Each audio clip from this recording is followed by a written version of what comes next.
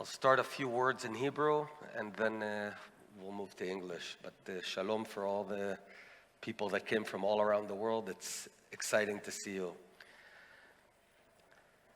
הבוקר אנחנו מתוודעים לזה שהממשלה מרכזת מאמץ בשני נושאי דגל. הייתם חושבים שאולי זה יהיה טיפול ביוקר המחיה או בפקקים, שאני רואה בזה איום אסטרטגי, או בפשיעה שגואה בכל רחבי הארץ. לא, הממשלה החליטה לרכז מאמץ במרתון של דיוני ועדת החוץ והביטחון, להעביר כמה שיותר מהר את חוק ההשתמטות, ובמקביל, מרתון מקביל, להעביר כמה שיותר מהר חוק לוועדת חקירה פוליטית. לראשונה, להקים ועדת חקירה שתמונה על ידי הפוליטיקאים. במקום לטפל בדברים שכואבים לאזרחי ישראל, הממשלה בוחרת לקרוע את אזרחי ישראל בשני הדברים האלה.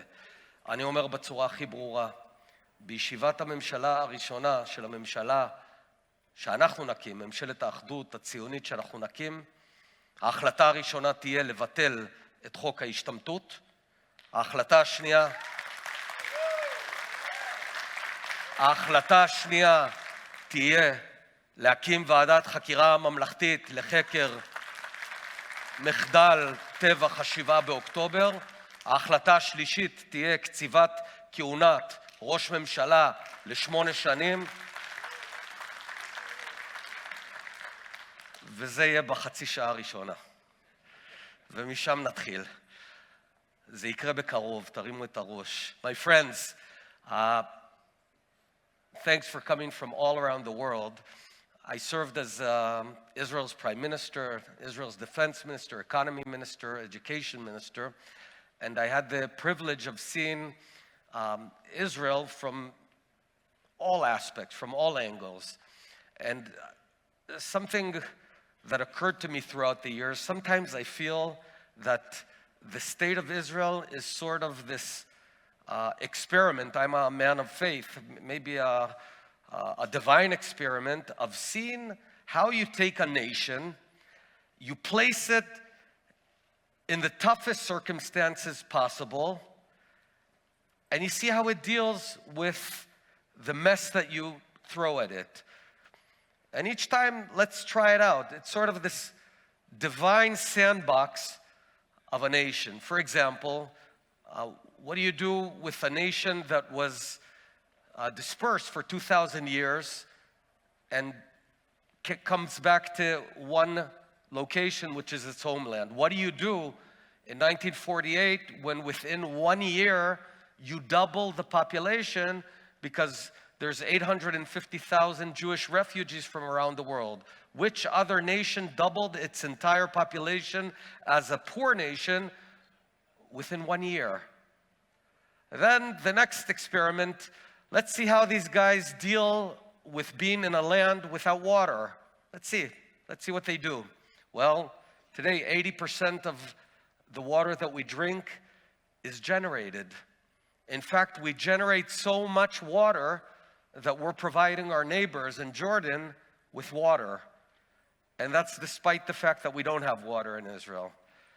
Then, if that's not enough, let's surround this tiny nation with enemies and see how it deals being surrounded by enemies for 8 decades.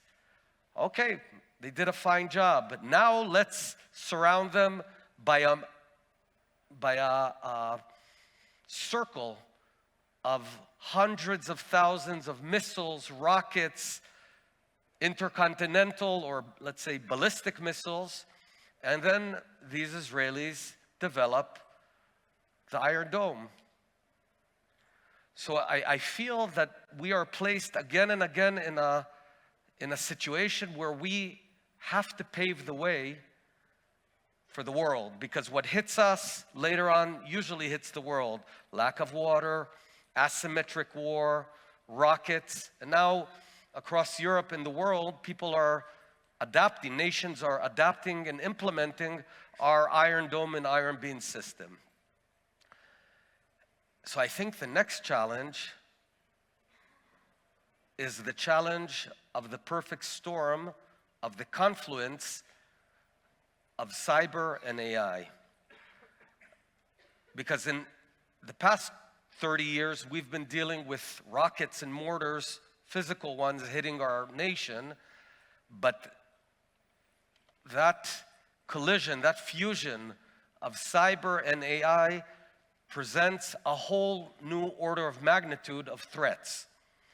And let's understand this. The difference between cyber pre-AI and cyber with AI is dramatic. First of all, scale. The ability to scale cyber attacks using AI is basically unlimited. So you're talking about, instead of hundreds of attacks, you can be talking about hundreds of millions of attacks. Secondly, you're not sending a weapon, you're sending an agent, a thinking agent. So if I had to give an analogy, in the first generation of cyber attacks, it's the equivalent of having a mortar hitting your country. So this is a cyber mortar, okay? A cyber attack, but it doesn't have its own autonomy, its own intelligence. Now, the new generation, they're not sending mortars, they're sending agents. So imagine 20 million agents, brilliant cyber attackers, parachuting behind enemy lines into your country, going into all kinds of offices, all kinds of buildings, and beginning to work with their brains and their adaptivity. That's what we're facing. So these are standalone, autonomous cyber hackers, and 10 million of them, or 100 million of them, within your country. And the third element is anonymity.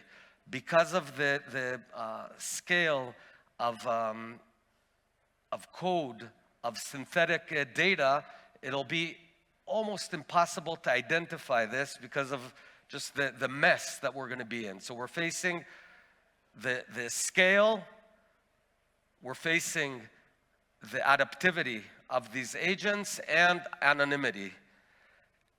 What will it look like? How will it manifest itself? If we don't handle it very quickly. I mean, now we're talking about massive disruption of national infrastructure. We had a hospital that was neutralized near Hadera a while ago. We're going to have banks with disrupted or corrupted data. Imagine waking up in the morning and people's savings have been wiped out, and you don't know what to do because the backup has also been wiped out. So what do? We're talking about corruption of the AI models themselves. If you go to the heart of the model and you poison it, or you poison sensors that they're the input elements of these models, you're basically corrupting the brain. And since we're all soon going to outsource our brains to AI, we're talking about poisoning our own brain. And finally, the third manifestation of this threat is poisoning the public discourse, public opinion. We're seeing this massively. From all my analysis, and I've also experienced quite a lot of this sort of public manipulation. I don't want to place a certain percentage. I'll just say that a very high percentage of what we see on social media is synthetic, but it looks exactly natural because you've got these entities, these aliases that they themselves are AI, and they build an identity, they build a persona, they have time to seed it, to cultivate it, so it looks real. And I in some cases, I'm seeing 80–90% of the discourse is fake. It's unbelievable. But we humans, we're social animals, and one of the most effective ways to influence us is social proof, is what others think, right? What others think matters. It matters almost more than the item itself. Remember, why did Google succeed where all the other search engines failed back in the 2000s? Excite, Alta Vista, remember all of them? You know what the fundamental difference was? All the other engines, they would identify a website based on how many keywords are in the website. For example, if a website deals with apples and apples and apples, and it's all about apples, it'll raise that website in the search results. Google said, we don't care what's on the website. We care what others say about that website, what other websites say about the website. My point is that it matters what others think. That's part of our wired brains, and therefore, right now, as we speak, I believe that a huge proportion of what we see in social media is fabricated. So those are I view the three threats: the infrastructure threat, the poisoning the model threat, and the public influence threat, which is already full throttle. It's happening all across the world, and it's working. We see one of the big players is Qatar, for example, playing in this area and doing a very good job. So what do we do? I believe that the state of Israel right now is a bit behind. We were ahead of the curve on cyber for many years. We were preoccupied with a bunch of things for the past 3 years. Some of them really foolish things that wasted our national energy on fighting each other, on nonsense. And therefore, for example, Israel should have been at the frontier of model development. We're not there, but it's not the end of the world. It's not lost yet. But now Israel needs to speed up, and with thousands and thousands of young men and women, incredible young men and women, coming out of the war and back into society, we're getting a boost of talent. So I'll just say why I think Israel is the perfect country to deal with this, and then what we need to do. Israel has two unique elements. One, for us, it's always real. All our problems are real. We don't need to go on an offsite into some forest and do some 3-day offsite faking or pretending to have tasks. We have real tasks, real problems every day, and that forces us to solve the problems. So this is one that we need to solve right now. And secondly, we have the people, an amazing younger generation of talent. And what we need to do is, beyond Iron Dome, we need to develop Data Dome, the Israeli National Data Dome that will deal with all three elements, okay? Infrastructure protection, model poisoning and corruption, and poisoning of the public discourse. This has to be a national mission of Israel, and when we crack it, when we solve it, we'll also share it with the rest of the world like we always do.